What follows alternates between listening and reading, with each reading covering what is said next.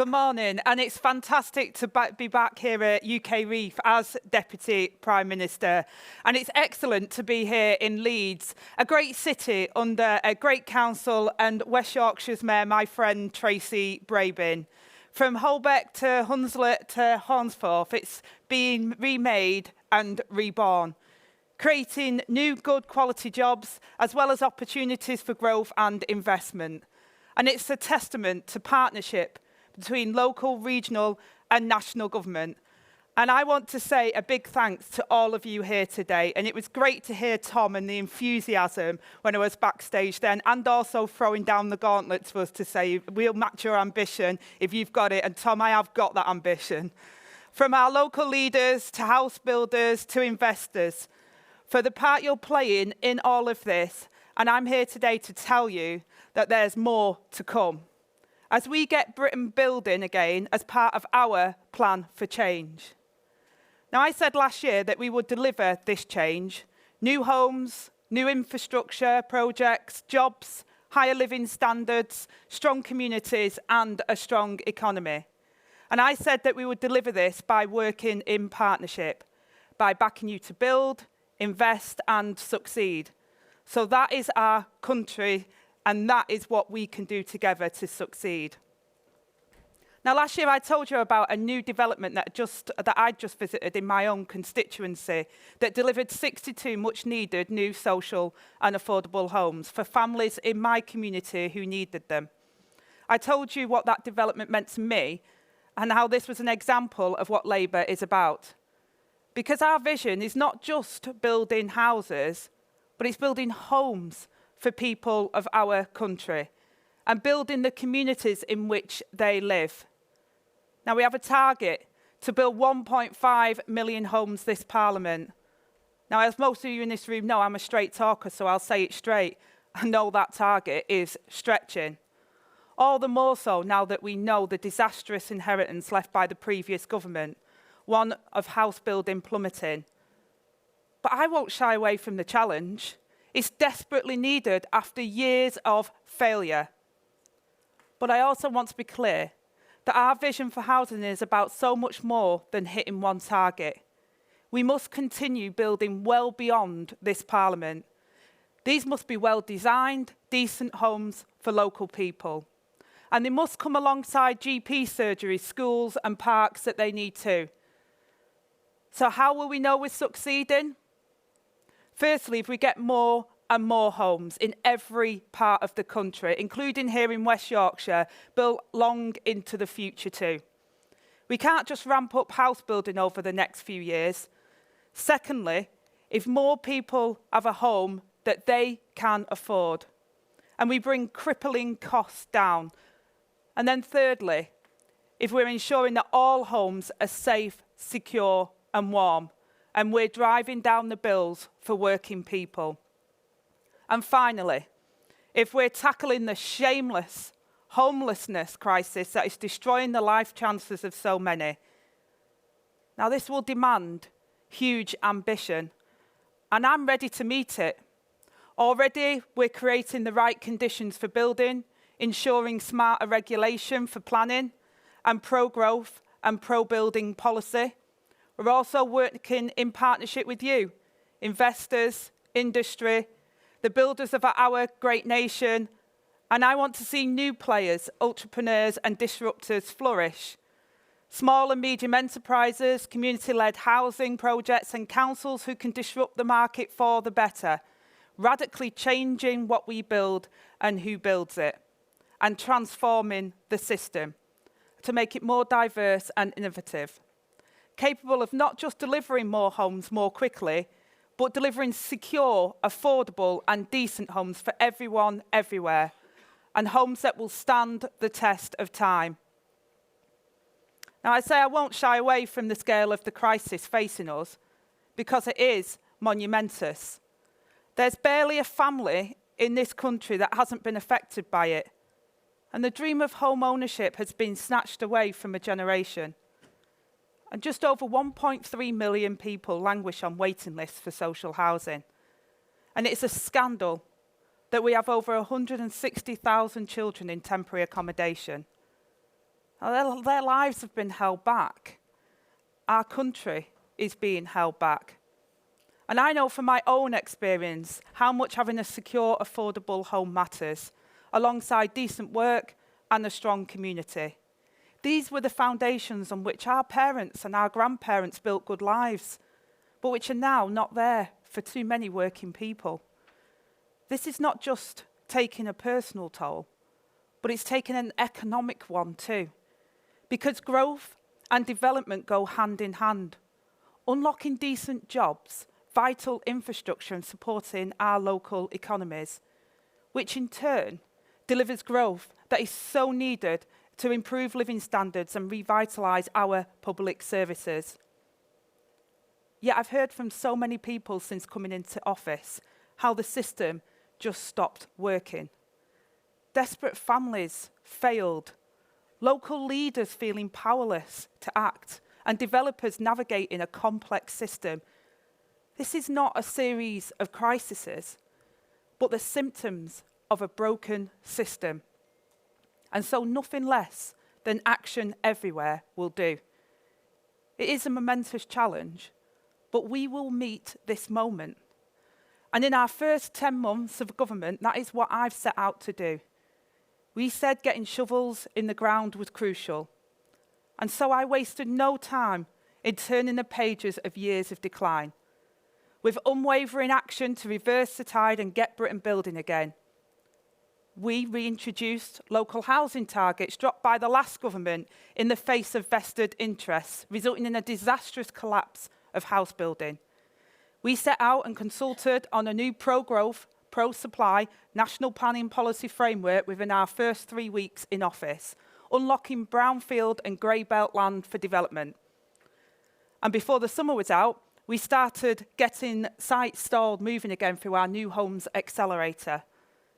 We're pressing ahead with the hugely ambitious planning and infrastructure bill to speed up delivery of new homes and critical infrastructure, with innovative reforms like our Nature Restoration Fund to unblock building, while creating a win-win for nature and development, as well as plans to modernise planning committees and bring in a new system of strategic planning.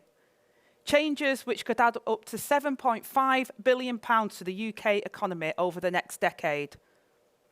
And the New Towns Task Force is also hard at work on its recommendations for sites. We've committed £3 billion of support to small and medium enterprises and the build-to-rent sector to access cheaper lending. And as part of our commitment to building 1.5 million homes this Parliament, we'll deliver the biggest wave of affordable and social housing in a generation. And we've already topped up investment by £800 million, as well as £2 billion top-up funding next year, with more to come at the spending review. And that's not all. Our landmark Renters' Rights Bill was introduced within the first 4 months, banning no-fault evictions and giving millions of renters more security. In November, we also set out our blueprint to ending the feudal leasehold system, and earlier this year we published our Common Hold White Paper, giving leaseholders more say and power over their homes and lives. And we're empowering mayors through our devolution revolution, because the homes we build must deliver for people in all corners of our country. And this is the biggest shift of power from Whitehall to our town halls in a generation. And that is why I was delighted to celebrate the launch of the Great North last night, not just because I'm a Northerner. The Northern mayors coming together to herald a new era of Northern cooperation, showing what's possible when we work together. And we're already seeing the green shoots of this coming through. Today, Homes England has announced it's delivering 1,000 more homes across the country compared to last year. But again, this is just the start. Because I know that there is so much more that still needs to be done. And as I said, our planning reforms are a game changer, but we know that there must also be renewed focus on social house building. And I'm committed to resetting the foundations of the sector and to give the sector stability and confidence to invest in the future. It's also why we've made planning changes to support affordable housing too. And we've helped councils to borrow sustainably from the Public Works Loan Board, extending the preferential rate for council house building to the end of 2025-26. And will shortly be confirming future regulatory standards to ensure that homes are safe, decent and warm. And that social housing tenants are treated with the respect that they deserve. And whilst also giving the sector the certainty to invest for the future. I'm committed to this council house building revolution. And not just because social and affordable housings are a nice add-on, but because it's essential to ensuring homes are built and more quickly. Because we know developments with a mix of house build out faster, and that affordable homes are the vital ingredient to unlocking private house building too. Partnerships between house builders and the public sector, like Vistra's partnerships model, and the projects between Homes England, Muse and Pension Insurance Corporation that are delivering 100% affordable sites in Bradford and Wakefield, and are adding greater diversity, ensuring we meet the needs of local communities. And I want to see these continue, and more partnerships like them too. We also want to see smaller house builders playing a bigger role, both in terms of who builds our homes and the types of homes they build. They already make a significant contribution on smaller brownfield sites, building out faster than is often possible on larger, more complex sites. So we're backing them to reclaim their rightful place as the backbone of house building. But a diverse housing market also depends on a workforce that's fit for the future. And so we're working closely with the construction sector to improve skills and job opportunities across the country. The Chancellor has already announced £600 million to recruit an extra 60,000 construction workers by 2029. And I'm proud to be joining the inaugural meeting of the Construction Skills Mission Board with Mark Reynolds from Mace. This industry-led group will bring together the whole sector to invest in UK PLC and oversee industry plans to recruit 100,000 more workers per year by the end of Parliament, securing the next generation of construction workers. It's also why we're plugging capacity back into local planning authorities, making funds available to hire 300 new planners. And through reforms to our planning and infrastructure bill, letting councils set their own planning fees and ring-fencing this money to invest in planning. Today, we don't have to look too far afield for inspiration. Just round the corner from this hall, the Leeds College of Building, the UK's only specialist construction college, is training the next generation of workers. And when it comes to who will drive delivery, our mayors will be key. With powers we're handing them will be crucial for powering our regional growth. And they've already achieved so much. South Yorkshire's on course for 20,000 new homes over the next 20 years.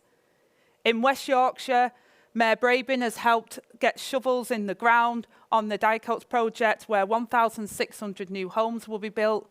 And in Greater Manchester, there's a strategic place partnership with Homes England that's supporting 10 councils with 13 projects. And in the North East, Mayor McGuinness is supporting delivery of 100 new family homes, including council homes, as part of a regeneration project in East Durham.